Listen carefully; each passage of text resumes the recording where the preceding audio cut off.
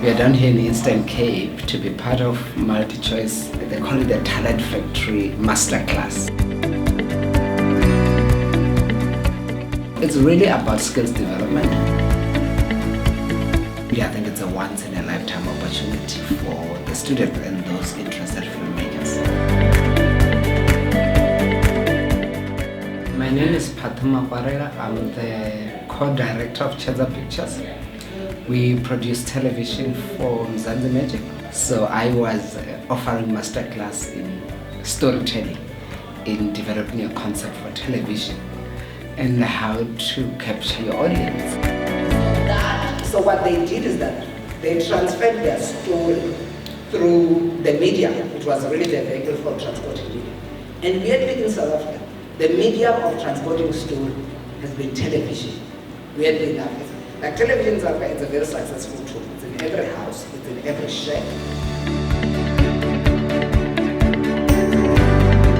We've requested partnership with MultiChoice after having taken a decision as the Executive Council of this province that this term we are going to prioritize creative industry because we have seen the impact it is making in the economic spectrum and the dent it is making towards the unemployment, particularly of young people. The hardest thing about directing is getting your first job, and the hardest thing about producing is being able to get over that hurdle of people trusting you enough to give you more than one job, so that you are now working regularly and not just doing your one movie in 5 years or your one series a year, and what the hell do you do for the rest of the year? You know, the big problem is we're all so busy trying to make a living that we forget to go back to the basics and know how to do it. So for instance, how to run a production company, how to frame a shot, how to work with actors. We seldom get the opportunity to talk to each other about how we go about doing this.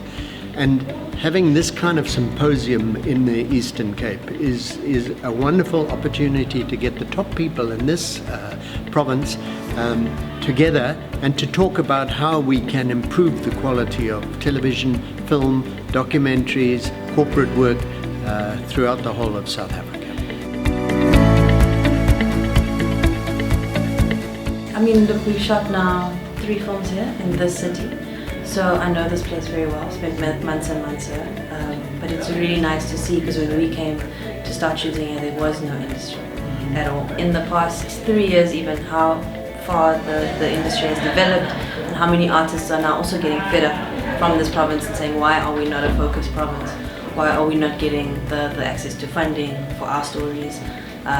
Yeah, so it's been enlightening and it's been great to be a part of that. You have to have those tough conversations on exactly how you plan to work. Just like even though we work in the same company, there's certain things I'm not allowed to do in this company that I started, that she's in now. But as our relationship has gone on, that is the best way for us to work, even within the company. Looking at your own projection and the work that you're trying to put out there, who's consuming? Because if you can define who's consuming it, then you can draw backwards to your concept. And you can measure just how far you are between your concept and the desire of the consumer to engage your concept. Are we having those kinds of conversations with ourselves when we make the work? It's a question. Various places in the Eastern Cape. That was amazing. Amazing locations, wonderful people, and very friendly. This was a few years ago now, you know. And since then it's gone a bit quiet. But then Jamil, for example, loves it, and he's brought a whole new, like freshness and attention to it. And I think what the Eastern Cape initiative for the Film Commission is very good, and I hope, you know, they do well with it, because there's a lot of locations that world filmmakers can do as well as locals.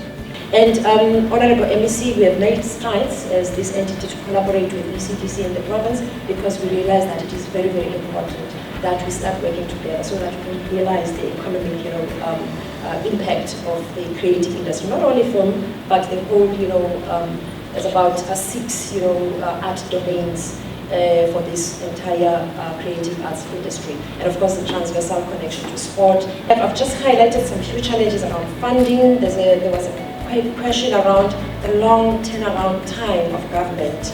And that's something that is really frustrating for the filmmakers because they have got deadlines, they've got time frames that are very stringent for their programs, but unfortunately when they apply to us, they've got to wait and wait and wait. Going out to entice other corporates to come and invest, because we have a beautiful province for starters where beautiful films can be made, but also we have a rich heritage and history as the province of the Eastern Cape. So that is why we want to encourage well-renowned filmmakers as well as up-and-coming filmmakers to tell the stories that we have as this province, because we have an understanding that we are the ones that should be telling our stories to the next generation.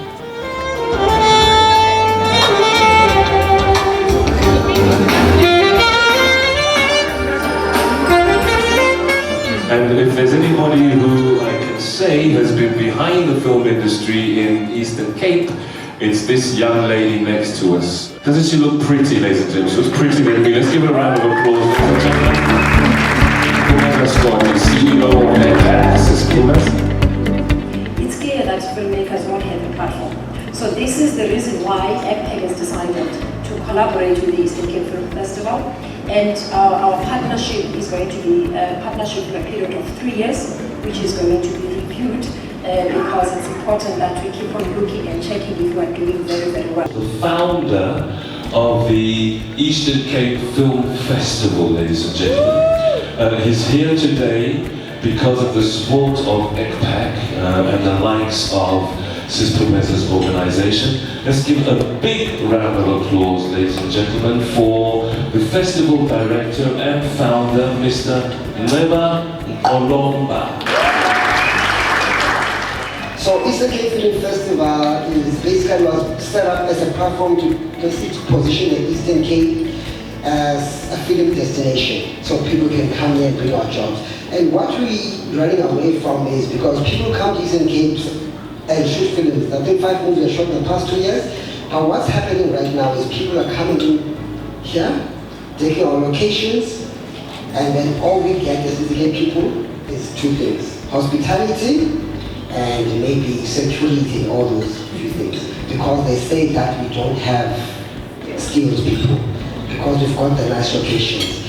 So now we've got part of the film festival. Let's get them to show the destination. Let's get them to see what is possible, and let's at the same time train young upcoming people. Fortunately, in this room, there's plenty of people who trained through processes by the Eastern Cape Film Festival and the Eastern Cape Film Forum. It's not all the time that we get to sit like this, right, as emerging filmmakers from a region, where we can sit and share ideas and consume knowledge together, and also just like engage with industry professionals. So I'm so honored to be here. Film is a reflection of our society, and if we really are to get to grips with where we're going, film is a medium that helps us do that, because it helps us reflect who and what we are and the problems and the challenges that we face as a community.